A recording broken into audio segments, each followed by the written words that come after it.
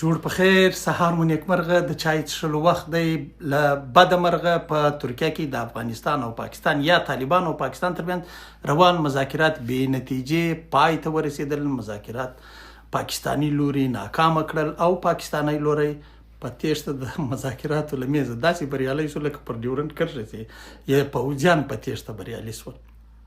هدف دا دی چې دا ولې پیښ شول. پاکستانی لوري د مذاکراتو پر میز باندې د نورو ناجایزه غوښتنو سره سره یوه دا غوښتنه کېښودله چې افغان لوری دی په پاکستان کې دننه وسلوالې ډلې کنټرول کړي.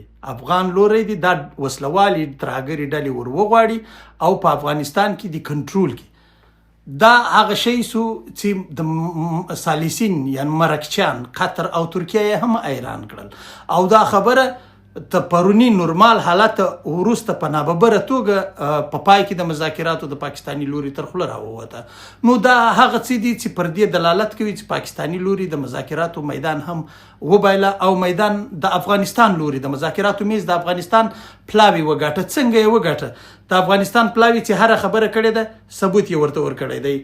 مثلا د بیلګې په توګه چې هلته القاعده د داعش خراسان ډله موجوده ده او ځینې ریټایر پوځیان یې تر شا ولاړ دي. د هغوی نومونه د هغوی لیستونه یې ورته ورکړي دي.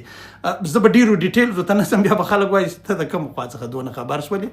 یا هلته چې پاکستان ځینې نورې کړنې کوي یا په افغانستان کې دننه ځینو بریدونو ته لاره هواره کړې ده یا یې هوا ورکړې ده یا باروت راستولي دي. د دې هر څه ثبوتونه ورکول شوي دي پاکستانی لوري ته د افغان پلاوي له اړخه څخه. نو د افغان پلاوي منطق، دلیل او استدلال او ثبوت قطریان او ترکان دواړه په دې قانع کړل چې افغان لوري یوازې د جګړو نه بلکې د مذاکراتو د میز ګټونکی هم دی.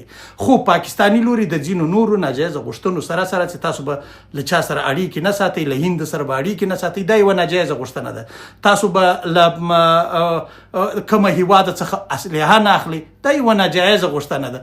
تاسو به د اوبو د ډیمونو د جوړولو واس نه لرئ، حق نه لرئ، دا یو یعنی د ډیرو ناجایزه غوښتنو ترڅنګ یوه تر ټولو ناجایزه غوښتنه دا وه چې دوی په د وسلوالې ډلې د ورغوښتلو غوښتنه کړې وه.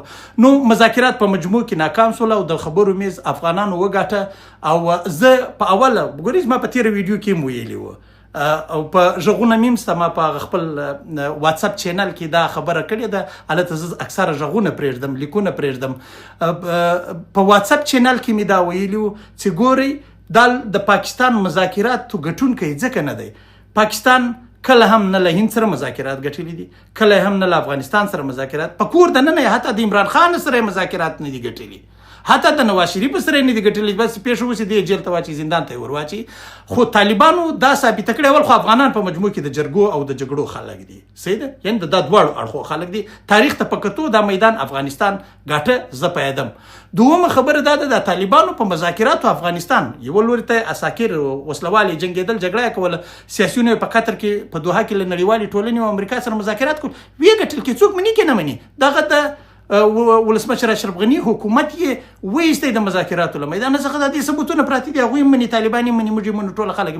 معنا دا چې دوی قابض ول، معنا دا چې دوی په خبره باندې پوه ول. تېر د دوحې مذاکرات هم داسې ول او ورسره جوخت طالبانو په د ځینو مذهبي ډلو او د ځینو شانو په تړاو باندې تفصیل ته بینوزل تاجکستان سره مذاکرات وکړل. ویې ګټل اوس تاجکستان وایي چې موږ هېڅ یوې ډلې هېڅ یوه افغان ته د طالب خلاف د فعالیت اجازه نه ورکړو. دا معنا چې هغوی مذاکرات وګټل، طالبانو وګټل. همداسې مذاکرات د چین سره پر ځینو مسایلو باندې وشول، هغه وګټل شول. د ایران سره مذاکرات هغه وګټل. یعنی طالب په مذاکراتو باندې پوه دی، یا طالب یا افغان، دا د مذاکراتو خلک. اما پاکستانیانو تاسې میدان پرېښوده، تاسې میدان پرېښوده. اوس به څه کېږي؟ دی به جنګ ته لمن وایي. جنګ دی ځکه کوي د پوځ، ما ویلي دي بیا د پوځ د مشر د واک د تمدید وخت یې دی. دی یوه جګړه غواړي چې ولټوي. دویمه خبره دا ده دی غواړي چې ټرمپ په دې خوشحاله کړي چې موږ جګړه کوو، ته بیا راسه سوله راوکړه. هلکه پاکستانیانو دا وپوهوئ، افغانان هغسې نه دي چې جګړه وکړي بیا پرېږدي. افغان چې 100 کاله بعد واری واخیستی، لا هم وایي تعزیله مو کړې ده، یعنی بیړه مو کړې ده. نو د افغانانو سره په جګړه کې د پاکستان خیر نه دی. موږ ته به زیان راواوړي، خو موږ ته به څومره زیان؟ دومره زیان به راواوړي لکه د تېر د مجاهدینو په دوره کې. تر هغه زیات زیان خو نه راوړي او هغومره زیان نه راوړي. نو اوس دی کې داسې ځینې پوځي تاسیسات په نشه کې خدای مو شاد آباد او بریالي لره د یو داسې افغانستان په هیله چې دښمن ته سترګې په سترګو کې ورواچي د خبرو میز هم وګټي د جګړې میدان هم وګټي داسې لکه پر د ډیورنډ تېره جګړه چې وګټله دا ویډیو در سره شریکه کوي خلک خبر کوي چې پاکستانی لوری د ترکیې له مذاکراتو وتښتېدی او دا میدان افغان لوري وګټه که تاسو نسئ کولی چې خپله ویډیو وکړئ یا خپل خط ولیکئ دا زما ویډیو در سره شریکه کړئ پلیز خو تر یوه پاکستاني او تر یوه افغانه باید ورسیږي چې دا میدان هم افغانانو ګټلی د ژوند د یو داسې افغانستان په هیله چې مستقل وي خپلې پالیسۍ په خپله جوړې کړي د خپلو شخړو سولو او مشکلاتو ټولو حل په خپله سره راوباسي خدای مو شاد آباد او بریالي لره ژوند